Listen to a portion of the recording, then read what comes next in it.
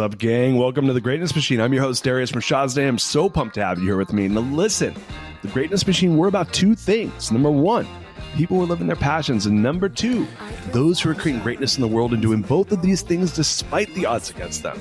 Each episode, we're going to feature interviews with game changers, business leaders, telling us their origin stories, what made them tick, what got them to where they are now. Why? So it can help you step into your greatness within your life, your business, and your career. Occasionally, you might hear a few solo episodes from myself, moi, as I leverage my 20 years of entrepreneurship as a CEO and founder to help you grow and level up in your journey to scale your life and your business. So, come be a fly on the wall, enjoy the conversation, and I'm stoked to have you here with me. Guys, welcome to today's episode of The Greatness Machine. I'm your host, Darius and and boy, do we have a special guest. Eric Jorgenson is in the house. What's up, brother? It's good to be here, man. Thank you for having me. We just spent 18 minutes of me telling Eric how much I love his book and giving him shit for taking 3 years to come on the show. But besides that, it's been great. It's a great start, man. I'm waiting for you. Now that we're recording, you can shit all over it, and it'll be I'm just gonna crush it. Just total head fake. Yeah, just total head fake. No. Yeah. How you doing, man? I'm doing well. It's we got so many mutual friends. It's good to finally get a chance to chat with you. This has been in the oven for a while. I know. So audience members, I'm turning off my phone so no one can interrupt. So I've been trying to get Eric on the show for a while. So I'm going to tell the audience that they kind of know this, but I'm going to tell them a little secret. So whenever I read a book and I'm like, the coolest thing about having a podcast like this that's semi-popular, I know I don't say it's super popular, it's like semi-popular in that it's like a going, like if I don't do the show, I kind of get fucked because my advertisers won't pay. But I feel obligated. I'm like, I gotta do my, I literally have to read ads this afternoon. Which is like ridiculous, but it's like the world's most expensive hobby. But anyway, no, I'm kidding. So I, as you guys know, I read books, and then the minute I read a book, like this is the cool thing about having a podcast like this is if I read a book and I love it, I'm like, dude, I'm gonna go meet that author. Like, there's at least probably a 50% chance I can get the author on the show because the podcast is a great place to promote books, and so authors typically will come on, and especially if the podcast is good enough. And so I read Eric's book, which we'll talk about in a second, and immediately I'm like, dude, I'm talking to this guy. And Eric's book's my favorite. It's one of my favorite books of all time. So first of all, man, congratulations on writing my favorite book. Thank you. I'm honored. A trophy I didn't even know was there. I was competing for. You didn't even know the Academy Awards of book is to be Darius's favorite book. I won the Darius. It's the Darius. It's like Mom, I'm going to Disneyland. Anyway, Eric wrote an amazing book, the Almanack of Naval Ravikant, which if you've not read it, there's a couple books I refer to everybody, and that's like the first one. Like I'm like, hey, if you would just want to be if you want to be a better human, you should just read that book. And so I read the book 3 years ago, and it's now, and what I was telling Eric before the show is, if a book really blows my mind, it goes on the permanent list. And by the way, I took this this is a Navalism, by the way. He has a list of books at the end of his book, where he's like, I just read the same books over and over again. Right. Yeah. And so I was like, when I read his book, I think the second or third time, I'm like, why am I reading all these new books? I should just go back to the books I've already read that I really like and reread them again because I want to learn something new. So I stole that from your book, by the way. And, amazing. And your book became the first book that went on that list. So I got to know what else is on that list. That's like the highest signal. I thought the highest compliment was being for a book was being gifted. Like that's my line all the time. Is like being gifted is the highest compliment a book can receive. Now winning a Darius and being on his permanent list is the highest compliment a book can receive. But what else is on your list? So there's not a ton of stuff. I think I'm at 3 now. Like it's very hard to get on that list because the reason is then I have to read it every year, right? Think about that. You're like, hey, I'm committed to reading this book every year, at least once a year. The Power of One More by Ed Milet. Great. Have you read that book? No, I'm writing it down. Oh, it's a great book to remind you about just how to show up in life. That's a book that made the list. I have a friend who wrote a book Jesus Christ, I'm blanking on it because you know why? Because I screwed up and I didn't read it last year when I was supposed to. Oh, his name's Don DePani though. okay. And here, let me pull up. Don DePani is going to kill me right now. He's like, dude, seriously, man, you like, the power of unwavering focus. That's on the list. So those are the 3 books. There was a couple that I put. Books. Yeah. You know what they are for me is they're just like, hey, dude, you need to like, this is the shit you need to focus on if you want to live a good life. Yeah. And so like, and they all kind of hit it from different angles. Naval's is a mixed bag of just like how to live life well. The Power of One More is like a little bit more like heart centric. And then Don DePani is a Hindu monk. So his is much more around like you're managing your energy and how do you show up with being present in life from the perspective of a Hindu monk. So those are the 3 on the list so far. I figured was over time it'll probably change where I'll be like where there won't be as meaning, because I think books. My belief is. And I'd love to hear your opinion about this. Actually, I'm going to give your formal bio so that the audience is like, Darius is already in the show. Who the hell is this? Yeah, my bad. Yeah, no, so totally my bad. And then, but I'm going to finish the thought is that I think God gives you books when you need them. If you're a reader, I think that's my belief. It's like because I've just had these books show up, and it's like this is exactly what I need to read right now. Like literally the exact book I need to read right now, I just read. And my life has changed from books in that way. Your book being one of them. The right book at the right time can absolutely change your life. Like in ways that it's hard to explain if you're a person that really appreciates books. And so for me, I'm a person that really appreciates books. Your book was one of those books. But yeah, my sense is that as I start to build kind of that Naval list of books, I'll be like, all right, like, hey, that book served me. I'm kind of past that point in my life. I'm climbing a different mountain now, and probably I can take it off the list, and there's going to be a new book that goes on the list. But your book's still on that list. So guys, Eric is, as I mentioned, he is the author of the Almanack of Naval Ravikant, also the Anthology of Balaji. We'll be talking about it. That's his newest book he's written. Podcast host with Smart Friends, and he's currently CEO of Scribe Media. And you guys are going to know Scribe because they did not write. They published my book, Core Value Equation. So I get to have the honor of being a former client of your current company. Yeah, and man, welcome, dude. Thank you for having me. It's fun to see all the different ways our paths like overlapped each other leading up to this moment. I know. It's funny because normally. I think you're the first person I mentioned before on the show, Bill Perkins. He came on the show, and I love his book too a lot. But you're probably one of the few people whose books I was like, oh, dude, I love that book so much. I mean, you're on the permanent list. You're the only person on the permanent list that's done on the show. Ed, if you're listening, come on. No, I'm messing. But dude, hey, go ahead, please. My next goal, I'm working on another book now, a third one in the same format on Elon Musk. So now I'm going for that. I'm going for another slot on the permanent list. Fuck the New York Times bestseller list. I want 2 Darius's. Oh, shit. Yeah. You need a Darii. Yeah. I read his Walter, the double D. I read his Walter Isaacson book, which I met him before in real life once. And have you met him before? No, not yet. Dude, he's such a weirdo. I gotta write books about these people before I get to meet them. That's my only hack. I'm not fancy enough to get the access beforehand like Walter Isaacson yet. Yeah, you got to pull a Walter. Let's talk about Elon because I can't wait to hear about that. But what I'd love, the audience normally doesn't get 8 minutes of me gushing over people's books before we get to the origin story. Why don't you give us a little bit of your background, man? We'd love origin stories here at the Greatness Machine. We'd love to hear some of your origin story. Yeah. First of all, I think I don't know. The only other episode I've listened to recently was Tucker Max, and you gushed for him too. So I was like, maybe Darius is just a really positive dude and just comes at everybody with a lot of love right out the gate. That is natural for me, but it's a good brand. But you got to earn it a little bit too. So yeah. All right. So origin story. Yeah. Born and raised in Detroit, very, very lucky to be like a 3rd generation, like small business family. So I kind of grew up like talking about trying to make payroll around the dinner table. Just kind of normal to me to like go start businesses. And I was that kid selling candy out of my locker and getting paid to give kids rides to school and stuff like that. And in college, started a bunch of stupid college kid companies, t-shirts and web design and stuff like that. Left school to join a startup in San Francisco. And so I worked in the like venture-backed startup world there for a while. And which one?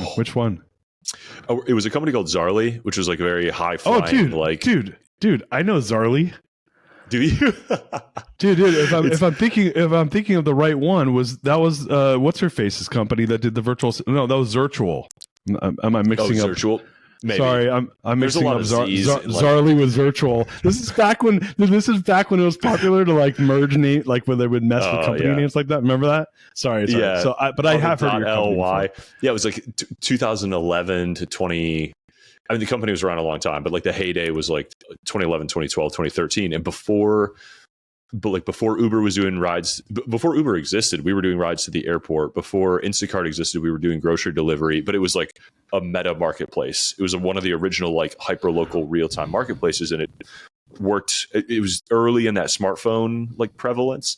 So we did a lot of really cool stuff, but we saw all these verticals getting like picked off, and so we moved to home services, and home services is a ridiculously hard market. And so we fought the fight for quite a few years, but ended up selling in 2020.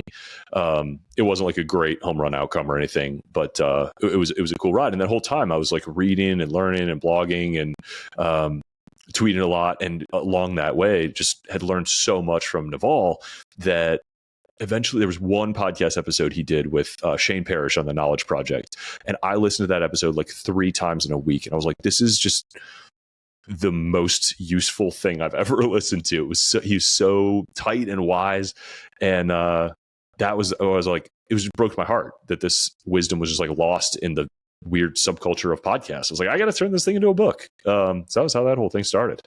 That's crazy. So you were just like, this guy's blowing your mind, and you're like, oh, I'm gonna put it into like this like collection of ideas and stories. And so did you start going through all his podcasts and tweets and everything, and that was essentially how the Almanack of Naval Ravikant was born? Yeah, I just love books. Like, I think books are sacred. Books have changed my life. I've always been a big reader. And as much as I love Twitter and podcasts, I'm like bullish on all this. It's not quite so Lindy. Like, I don't know what's going to happen to all these podcasts in 50 years, 100 years, but like, I know we're still reading 2,000-year-old books. So when I see ideas that are like really, really important and I think need to touch, millions of people all over the world and persist for decades or centuries, like, I have this craving to like put them in a book. Yeah, it's true. It's interesting. And so I hadn't thought about, I never even thought of it like that. I am reading right now. I was talking about books in this way like a week ago to my team, where I was talking to them about Meditations by Marcus Aurelius, right? Yeah. And so you'll appreciate this. So I'm in the car with my son, who's 14, and his one of his classmates, and we do a carpool because my kid like has swimming practice. Like, I don't know why the fuck they do this, but it's like swimming practice like starts at 7:00 at night. It's like 20 minutes from my house. And I'm like, really? Like, so we carpool because it's a pain in the ass, and we do 2 nights and the other parent does 2 nights. And so I'm picking up these kids, and they're in the back seat, and they just got done practice, and they're like 14, so they don't want to socialize with adults. And I'm like, yeah, too fucking bad. You're sitting in my back seat. So like, so I was like, hey, do you guys know who Marcus Aurelius is? And they're like, oh yeah, I think I've heard of him. Yeah, he was the emperor of Rome. He basically like ruled the world at one point. I'm like, he wrote a book that was so good that it's still popular 3,000 years later. What do you guys think about that? And they're like, and they're like barely could like, they're like 14. Like, they're like, dude, what's this guy talking about? So I do audiobooks. So I put on Marcus Aurelius Meditations, and we listened to it for like 15, 20 minutes. But I was thinking about, I was telling my team about it the next day. I was telling them the story, and I said, dude, how good does a book need to be that it withstands 3,000 years of like burning books, new ideas? Like, dude, I guarantee you there's books from then that are popular then that were popular 1,000 years later that we don't know what they are. Right. Yeah. Like, so anyway, like, I'm with you on the fact that like, dude, you're right, because I don't know what's going to happen. First of all, there's like podcasts right now, like AI can create podcasts and pretend they're you, which I don't even know if that means that means I'm screwed basically in my podcast. But putting that aside, or you're about to get a crazy amount of leverage. Maybe you're not even real, and I'm already talking to AI Darius. You know, like they call him Darius, but the Dairis. I was thinking the same thing. I was like, Eric, don't do it, but you went for it. It's like, dude, my man. You know, when I see it, I see it. So, dude, so you write the book on Naval. And how long did it take you to write the book? Was it something that just came out quick, or like was it like a passion project? Like, I'd love to hear the timing on this thing. I was like, this is a great idea. I'm gonna knock this thing out in 3 months. 3 years later, the book comes out. Why was it? Did you like it just wasn't coming together, or you got tied up with other stuff? Like, what was it about? It was like instant scope creep. You know, I as soon as it was like. My original idea was like, I'll throw together some popular podcast transcripts and like this thing will be easy. But once I tweeted this idea out and Naval retweeted it and 5,000 people were like, oh my God, yeah, please do this. And he was like, I'll give you whatever you need. I was like, oh, this is like an anointed project. Like now Naval is like standing behind me watching. And even if nobody else ever reads this thing, I want him to be like glad to be associated with it. So I just went psycho mode and I cataloged everything he'd ever done publicly, giant spreadsheets. Wow. It was, my napkin math here is it was like 1 million or 2 words of source material that I distilled down. And the final book is like 40,000 maybe. Yeah, like, no. It's a quick book. It's like, it's like a couple hundred pages. It's tight, but yeah, I just shaved and shaved and shaved and shaved. And I really wanted to have a clear thread of ideas all the way through so that every time all the ideas connected and all the things felt seamless. So it was easy to like read through in one sitting. I just went psycho. That's why it took 3 years. And it was nights and weekends, you know? Listen, kudos to you because you crushed it, and it's a great book, and so we were talking about this earlier on the show. It's one of the books that made the list. It's got it in Darius for me reading it, you know, like at least once a year. And so I'm telling you, it's just one of those books that does that. I have a question. So did you self-publish or hybrid publish, or did you actually like go to a traditional publisher for that book? I published through Scribe. Like I remember. Oh, awesome. Yeah. That's the other place that this all like dovetails and comes together. This feels like a crazy like kismet moment, actually. I just tweeted like, I think I have a finished manuscript for the Almanack of Naval. Period. Like I didn't know what to do next, and I didn't even know that I didn't know what to do. And Tucker was like, "Good thing you know somebody in publishing." So like so I got on the phone with Tucker, and Tucker's like, "Here's the whole publishing landscape. Here's how this whole thing works. Here's why you should do it like with Scribe.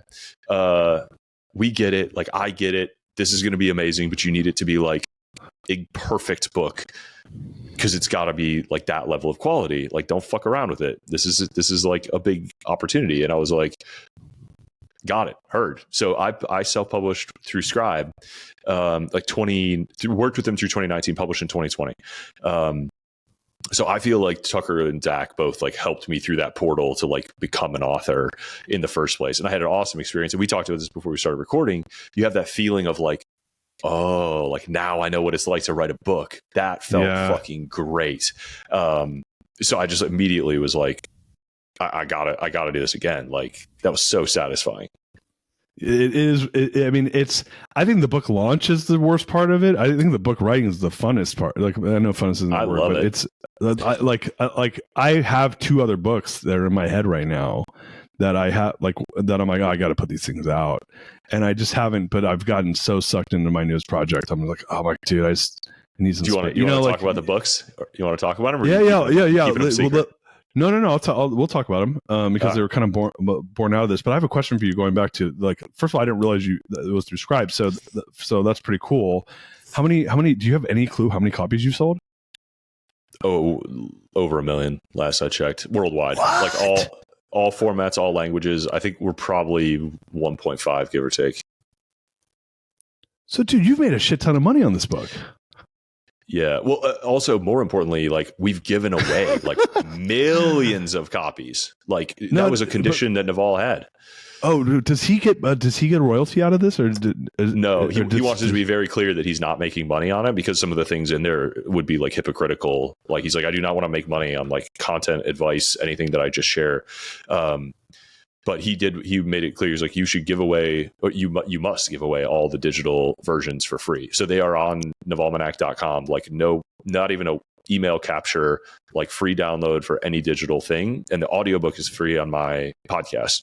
But so we've given away millions of copies in the digital side and still sold 1.5 million.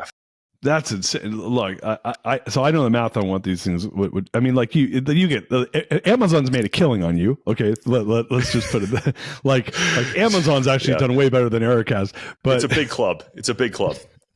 Yeah, no, they take you when, like, I'll use myself as an example.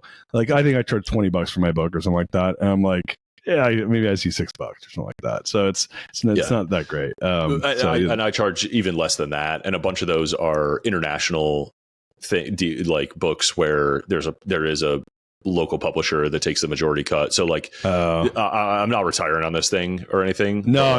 It was meaningful.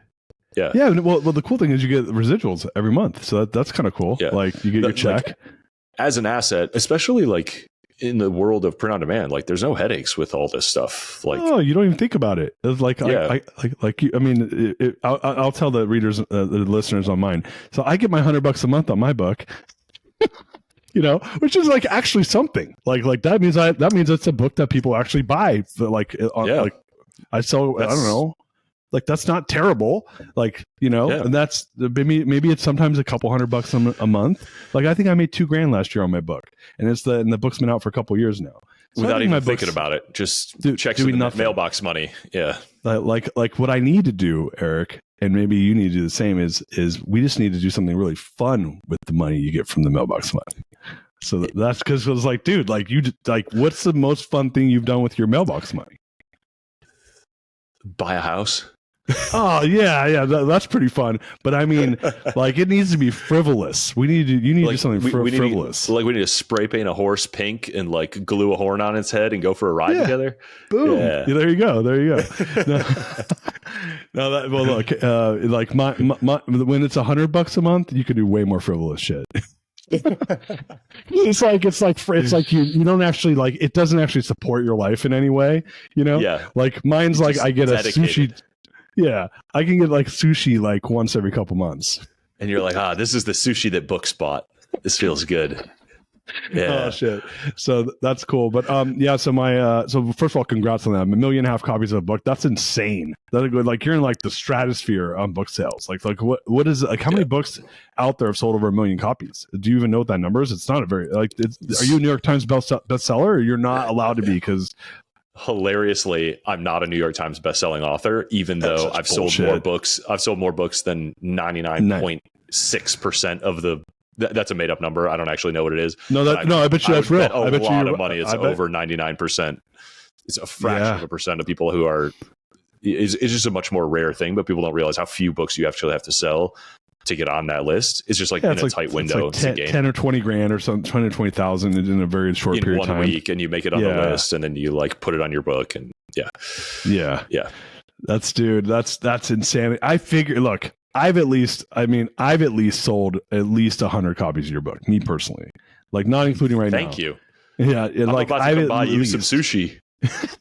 I'm telling you, dude. Like it was always like, I'm like, hey. You need I at least 100. Maybe it might be a couple hundred because I talk about it every time I meet someone. Whenever I meet someone and they're going through like life shit, I'm like the book recommender. I'm like, oh, you should read this book. Yeah, and Naval's always. I don't actually give him the book. I just tell him like because I don't have I don't buy physical copies of the book. I listen to them, so I should actually buy copies of your book to hand out because I refer to it so much. But I'm always whenever someone going through shit, I'm like, dude, that's a great book to read because it's just like it makes you think about life in a way where you're like. Like it's kind of like the guy's a philosopher. Like that's the cool thing about him. Like what? Like how clears you up. Clears out the pipes. You're just like, oh yeah, that is what's important and that is what's obvious. And like, I don't have to worry about the whatever shit I'm worrying about right now. And I am focused on the wrong thing, and I do need to reorient. It just it keeps me like, I revisit it still. Like, I spent years writing it. I'm still like, pick it up and have that same feeling you do.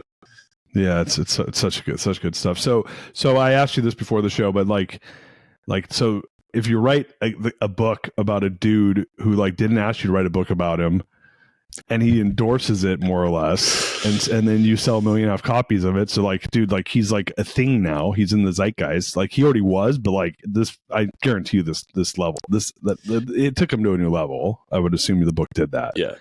I underestimated that. Like we when we talked, I was like, Naval, man, like thank you for the opportunity. Like this changed my life. And he's like, no, thank you. Like you did me a huge favor with this. I was like, oh, you were already famous and rich and successful, and he owes you one. He owes you one. So he's got to pay. How I see it.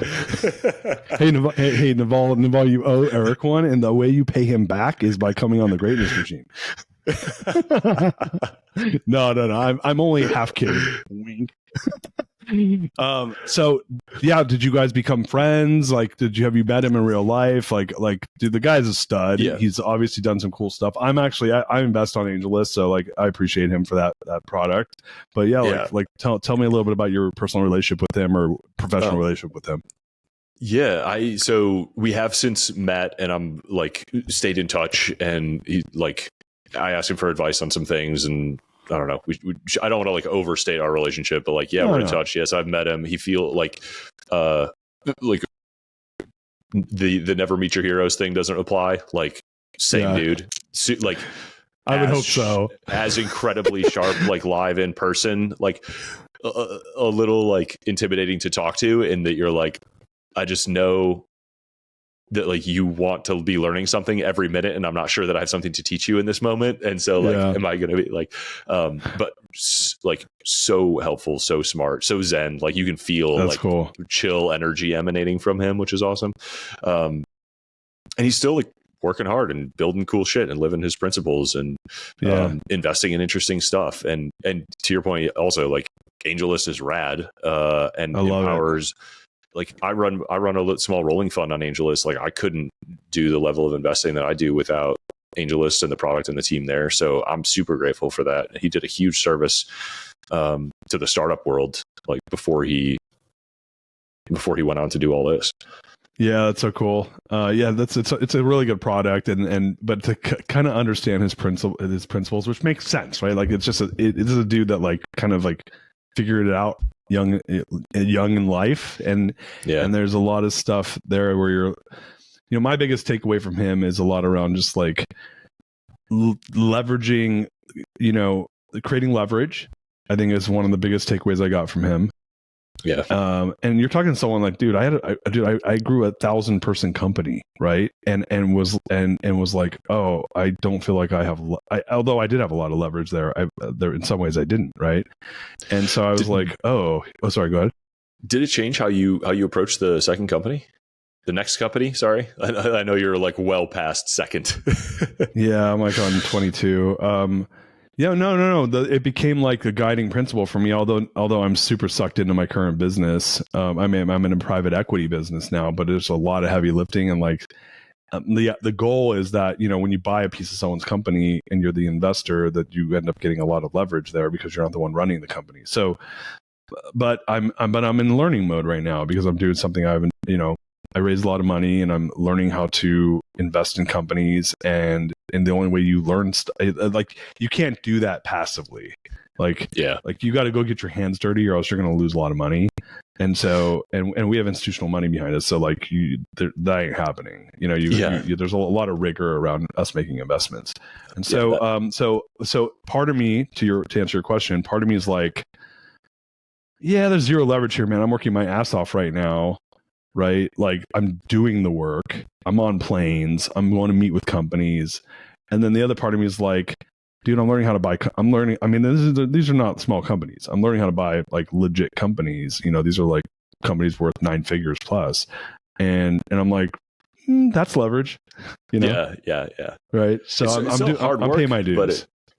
But you got huge capital leverage behind you, which is like just different than running a giant team or anything. It's different. And so funny enough, when you say that, like, so you're right, there's capital leverage, and then it will end up being intellectual leverage, because if you combine those two, you don't have to be the one going out finding the deals. You don't have to be the one going out there, like, being overly involved at some point. Yeah. Right. So one of the things I did was his book was a really big influence for me, was I was like, all right, dude, I'm looking at this over 20 years.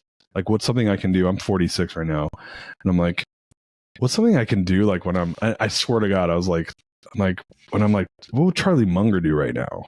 And like, I'm a big Munger guy. And I'm like, what would Warren Buffett do? I'm like, dude, those dudes would do something that they would start. And I pivoted hard. I got out. I was in mortgage lending and servicing, and I was like, I'm not doing that anymore. And so when I was 41, I made this decision. And I'm like, the next thing I do, I have to be able to do it when I'm 70. And so, like, if you're 41 and you have that thought, you have to really kind of like reevaluate what you're going to do. Right. Because you're like, so what's something you could do when you're 41 that you could still do when you're 71? And be super engaged and not get burnt out. So that was but his book kind of gave me, leverage was a big part of that. That was one of my big takeaways. The other thing that was really a big takeaway from your book, from Naval, was this idea of what is wealth, right? And this perspective around, managing either burn, having enough in, essentially passive income to like cover your stuff, to give yourself leverage, right? Yeah. And so for me, and then you have multiple levers there, right? Like, some people, you can have a massive exit, and you're like post-economic. It's like, I don't know, like, it's like you make, off your passive income, if you make $3 million a year or $5 million a year, it's kind of like you really have to be a complete loser to spend all that. Yeah, like, that's work. Yeah. Like, you really have to like not be super disciplined or have some crazy lifestyle. And then Naval's perspective around that, which was like, look, like, you can just spend less and have discipline around spending, and that creates freedom for you, And so those two things, and just kind of like the Zen mindset around like just showing up in life and being engaged and living your values. My book is the core value equation. So applying values to that stuff, those were some big takeaways from your book. I would say those are the biggest ones. Yeah, those are awesome ones. I think the definition of wealth that he dropped in that book was, wealth is having assets that earn while you sleep. Exactly. And that in order to build wealth, you need to build or buy equity in a business, which is like what you're doing times 2 with like the new company. But he's had a new one recently. He's done a bunch of work with David Deutsch, who's the author of Beginning of Infinity, and The Fabric of Reality. I don't know if you've gotten in this rabbit hole yet at all. No. David Deutsch has an amazing definition of wealth that I think Naval is starting to use, or at least share, which is wealth is the total set of operations you're capable of carrying out. Oh, interesting. So there's a perspective there around different. I have a friend, David Osborne. Do you know David Osborne? No, he wrote Wealth Can't Wait. That's a good book to check out.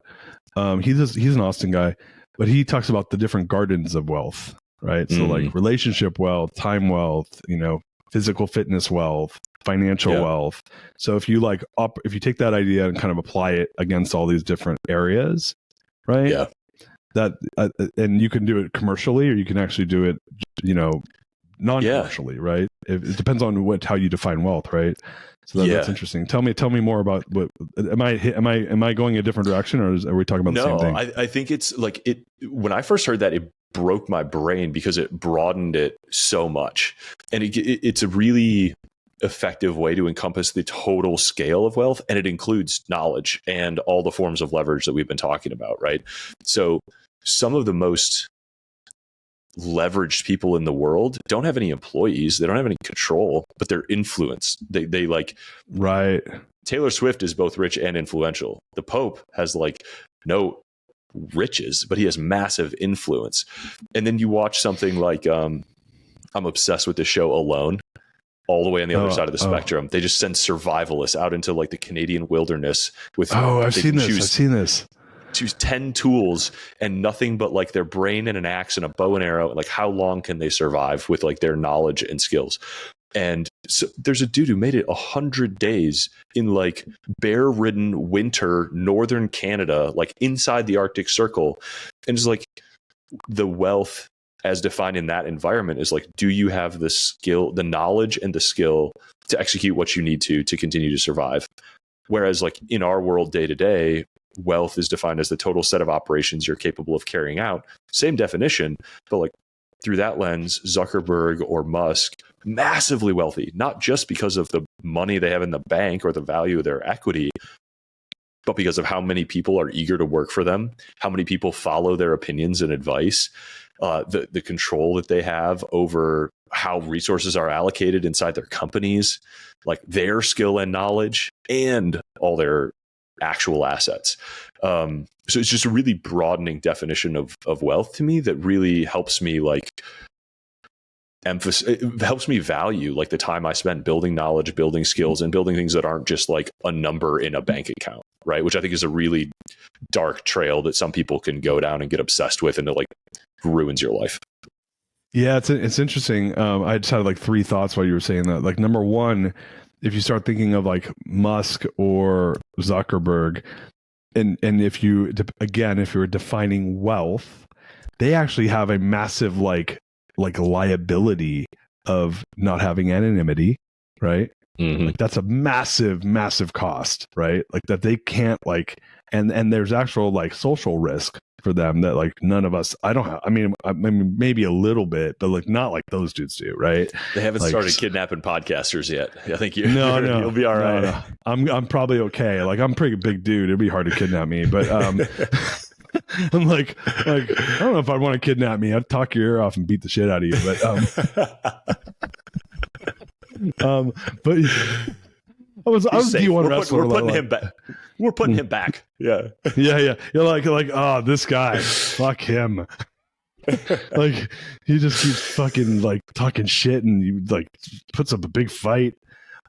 So no, like they have that. So that I would look at that. I'm like, that's not wealth. Like there's leverage that they get socially. Like Elon owns the marketplace of Twitter, right? Or the town hall of Twitter. And, you know, Zuckerberg owns, the town hall of Facebook, and he has social leverage in the sense, or influence, or wealth of being able to influence behavior of culture. But then the question is, do you want that?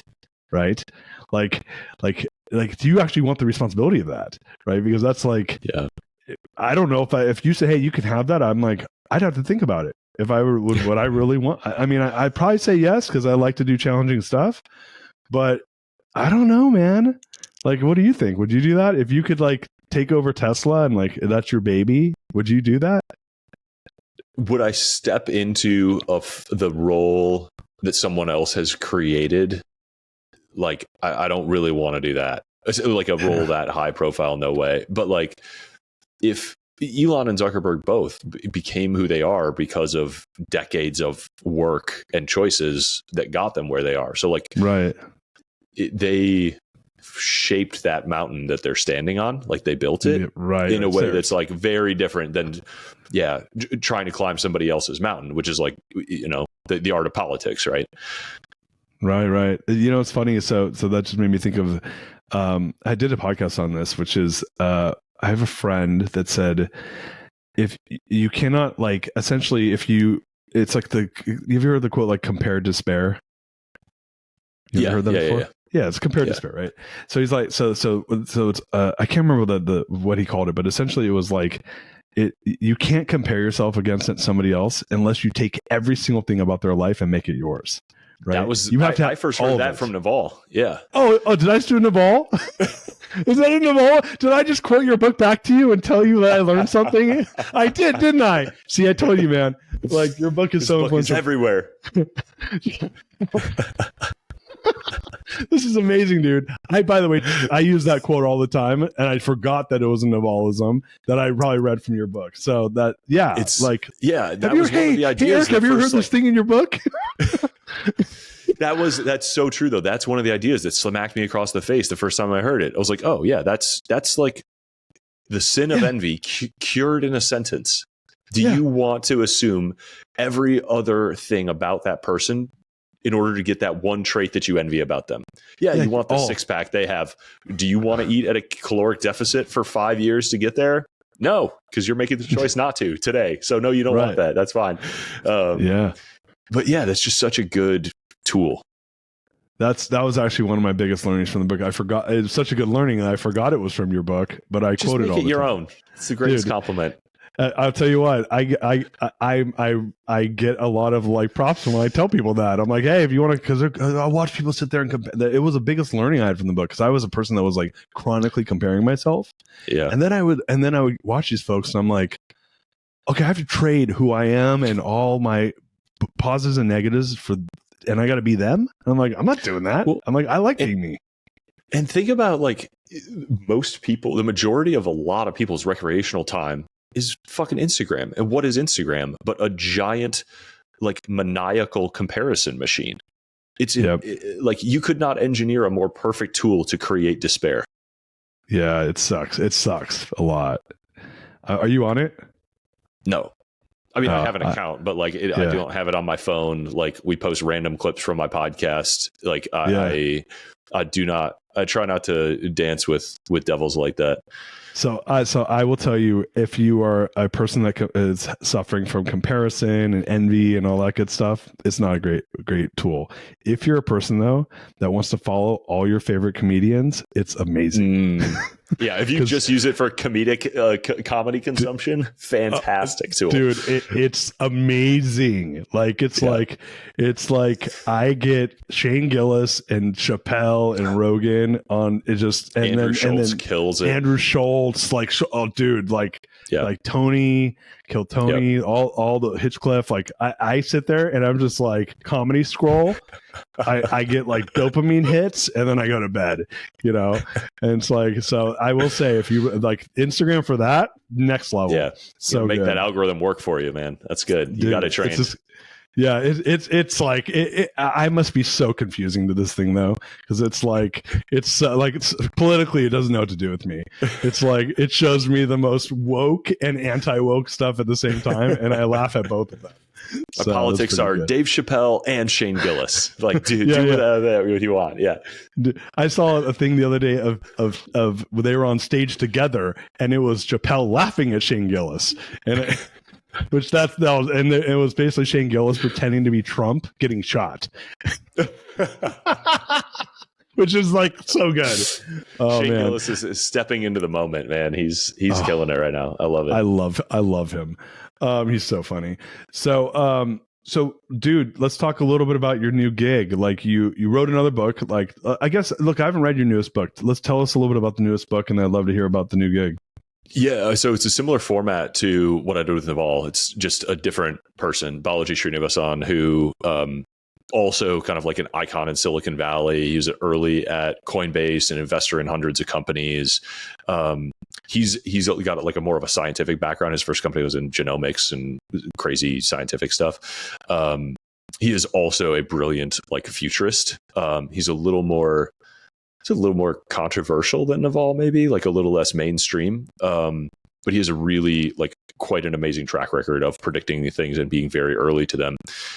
So this book is really like about how to be right, like how to think, how to observe like the trends that are happening, and how to see around that next corner and understand what's about to happen. And then the kind of the back half is just like a handbook for operators. It's kind of like 0 to 1 in that it's like, here's very tactically like how Balaji went about executing, his businesses and his investing, and how to work through ideating something and starting a new company and doing it in the most efficient, like fast way possible to create the most value. So I loved working on that one too. And the third one now, Elon Musk, which I think dropped at the beginning. Little teaser. Are you friends with Balaji now? Yeah. You guys are cool.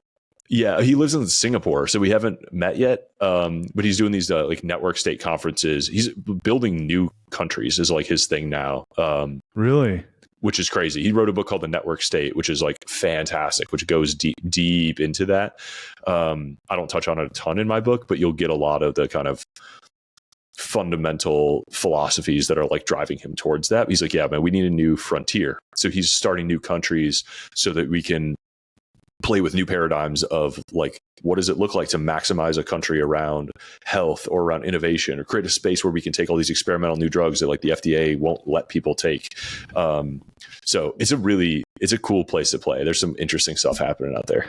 Is he part of the crew that like they're going down to like Central America and they're basically like paying the government? Like it's a bunch of billionaires and they're like, hey, we want to take like this piece of your country and we're going to like basically license it from you and build our own country. Is it like that? Yeah, Prospera and Vitalia are down in Honduras. They have like a Honduras, free city from Honduras. It's not like, I don't think we should paint it as like a billionaire's playground. It's like scrappy, like fringe, really interesting people who are like trying to find a home to like move humanity forward in the way that they see. This is not like, seasteading is actually a similar vision, but like that was Peter Thiel's thing. Balaji is, I think, bought or leased an island, and he's starting the network school, which is like now taking applications. So he's like building this thing out. Zuzulu is this like pop-up community. They did a month of Edge City Esmeralda in California. So like these things are starting to like be real and grow. And it started with Balaji's book, The Network State. And that grew out of a talk he gave 10 years ago at Y Combinator. So it's like, it's so cool to trace back these ideas and see where the stuff that might be world defining in 20 years is now burgeoning, and where it started from a talk 10 years ago. Like crazy. I geek out on that. That's cool. Well, you just gave me another book I'm going to read your book and I'll read his book. That's so cool. So tell us a little bit about the new book. I want to hear about the new Elon idea. The Elon idea. So I'm the frame I'm working with now. You tell me if you like it. This is not a final title, but it'll just be The Book of Elon Musk, A Guide to Purpose and Success. Okay. Like Naval's was a guide to wealth and happiness. I think there's a lot of interesting stuff about Elon. But the things that are, I always think about like, I'm writing for myself at like 18 years old, when I would just like slurp up a book in a day and like feel like the world was opening up to me. I was like, what are Elon's most important, most evergreen teachings? Like, what are the things that he is best at? And I actually think he's incredibly good at seeing the truly big picture of humanity.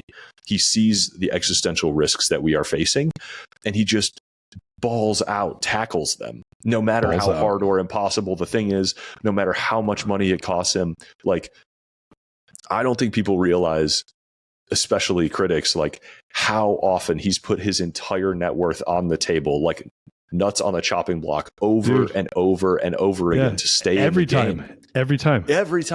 It's impressive. It's impressive. And then you're just like, dude, this guy should be broke. And then you're like, I mean, like literally like the Tesla thing should never have worked. The SpaceX thing was like dead. Like, it's like taking it that far to the limit, that much money, and literally like, if it doesn't go right, you're at zero, and you've been wrong 9 times and this is your 10th time. Dude, he did it like every single business every time. And you're like, there's some bigger power at work for this guy to not be broke. Well, so that brings me to the other half. Like, I almost said, he kept rolling the dice, but it wasn't like, I'm sure there's a lot of luck that plays into this on both sides, but also like, imagine how much harder he's pushed himself than so many other people because of that. And because of both the size and importance of the mission and absolute, like, all in every time, every hand. I mean, he was like for years sleeping in the factory, absolutely balls out. And that like sacrifice and heroism, I think, is like partly what attracted other people to save these companies from the bacon, like pull their bacon from the fire and like keep them in the game. And it's the scale of the mission, the purpose, and how much he's learned from trying to operate at that level that like his principles for success and how he builds teams, how he prioritizes speed and simplicity, how he combines mental models from all these different disciplines. Like love him or hate him, you have something to learn from this guy. And, and that's what I try to do in this. It's not a Isaacson biography. I'm not judging him. I'm not digging for anything. I just try to collect all of his most useful ideas that no matter who you are, they will make you better at your life. And I put them in a book and I make it easy to read and fast and I thread it together. And I hope this one wins another Darius. Oh, dude, I hope it does too. I told you I met him. I met him at ACL. No, I met him at the Moody Theater backstage. Oh shit! 6 years ago, 2018. So 6 years ago. So I talked about this. I did a podcast episode on. So my buddy. So he was getting interviewed by. Do you have time to run over? We're already over time, but yeah, let's do it. You got a few more minutes? Yeah. I'll tell you the story because you're writing a book on this, so you'll appreciate it. And then we'll get wrapped up here. But so my friend comes in town, and my friend is a super agent in Hollywood. And he's like, and so his client is Jonah Nolan, whose brother is Christopher Nolan. And so Christopher Nolan did all the Batman movies. Genius. Memento. I love Christopher Nolan. So Jonah Nolan wrote Memento when he was in college at Georgetown, and his brother made it into a movie. Jonah and his wife wrote and ran this show called Westworld, and my friend was their agent. So this buddy of mine from college was their agent, and he comes to South by every year, and because he has clients and stuff here. And I was building a house here in Austin, and I hadn't seen him in a long time, probably a few years, and so we went and had breakfast.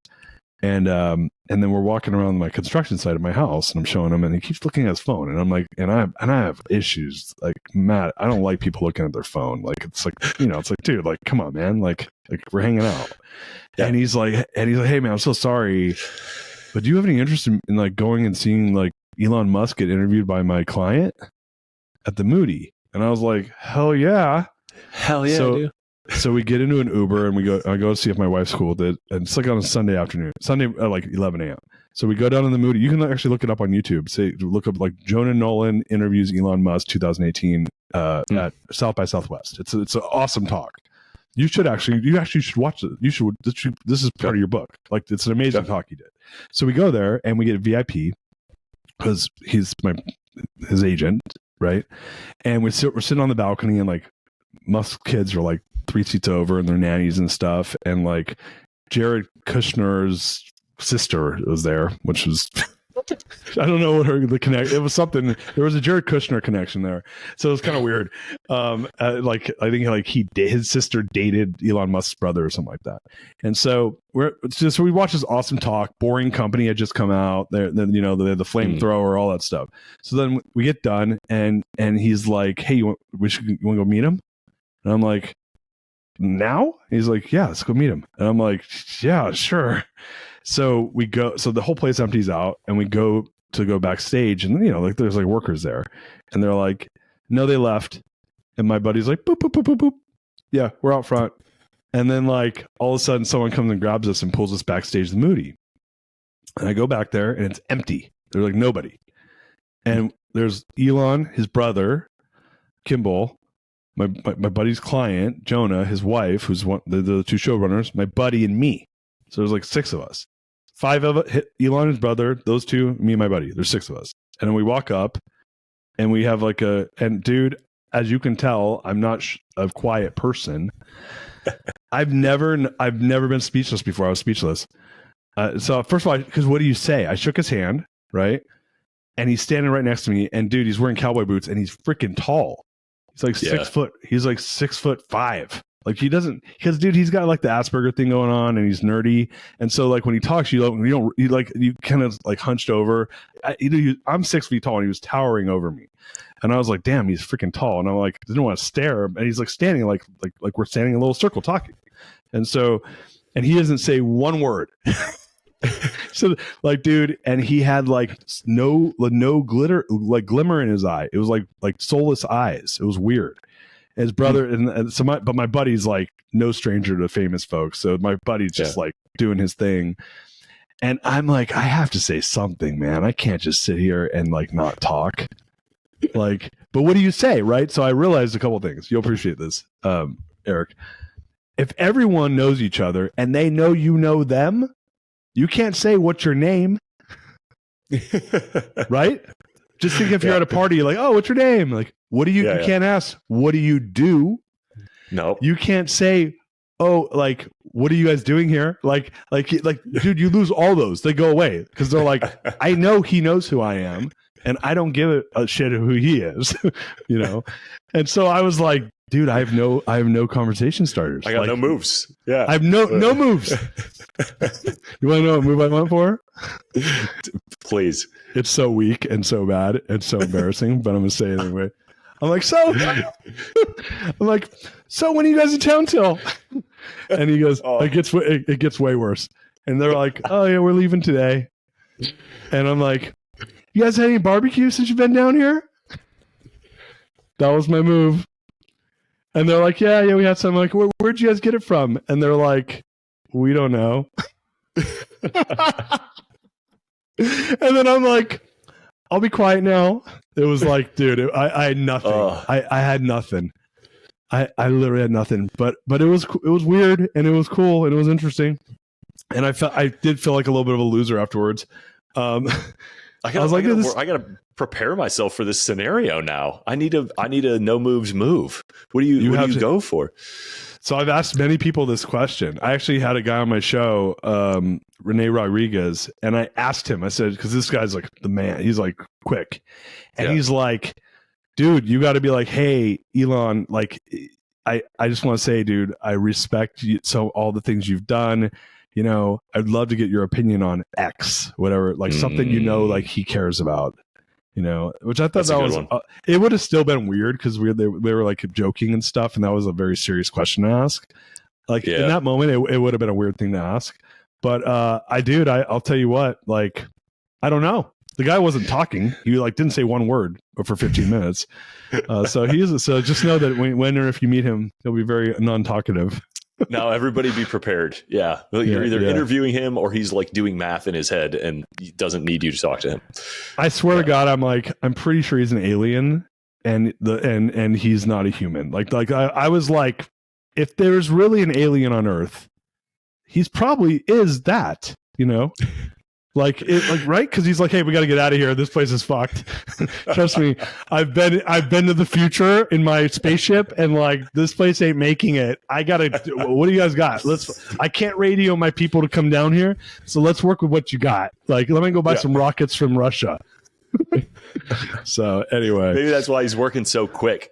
Yeah, I know, dude. He knows something we don't know. He knows something we don't know. Like we're hosed. So I like the joke he dropped on SNL. He's like, I've revolutionized electric cars and I'm building rockets and boring holes.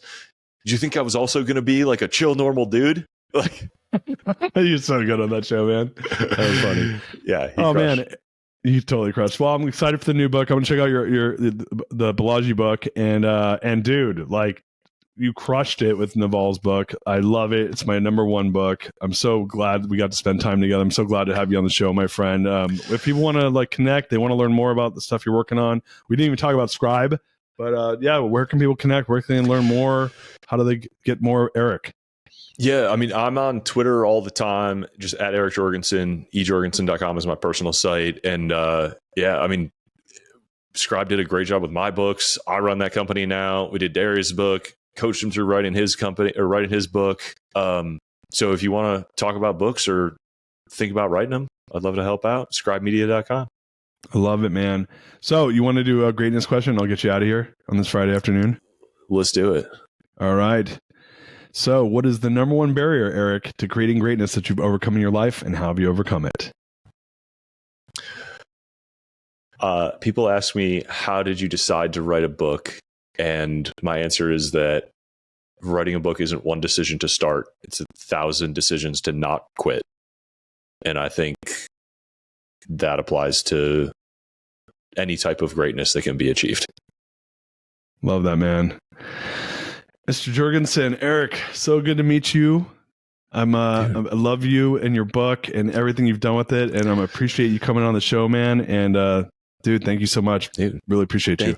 Thank you for having me. This is terrific vibes. I feel like I made a new friend. I'm looking forward to hanging out again. I feel like we got a lot of stuff to talk about, man. I do as well. And you guys go out there. He sold 1.5 million books. There's no reason it can't be. What do we got? 8 billion people on this planet? It should be way more than that. I want you to buy another house because of that book. Dude, hey, listen, I appreciate you, man. Peace out, everybody. We love you. Until next time. You are listening to The Greatness Machine, and that's a wrap for today. Listen, if you love what you heard, subscribe to the show on whatever podcast platform that you're tuning in on so that you don't miss any of our future episodes. We have tons of great people coming on, and we're stoked to have you here to enjoy it with us. Leave us a review. Tell us what you love most about this particular episode. We love getting the reviews. We love to see what you guys love most. And if this particular episode, made you think of someone who's leveling up in their business and in their life, print screen, share it with them. Leaders are the best givers. And after all, we're all here to support and grow with each other. And in case you want to see some of the fun behind the scenes shots or some of the things that we're doing, I'm actually writing about this in my weekly newsletter. Go to www.therealdarius.com and subscribe to my newsletter. We're talking about fun things like business and life and mindfulness and cryptocurrencies and gosh, I don't even know, everything and anything, but it's tons of fun stuff I write about. I try to get it out on a weekly basis. You can subscribe at www.therealdarius.com. And with that said, look, thank you guys so much. I appreciate you. I love you. Peace. We're out of here. See you guys on the next one. She's my lover.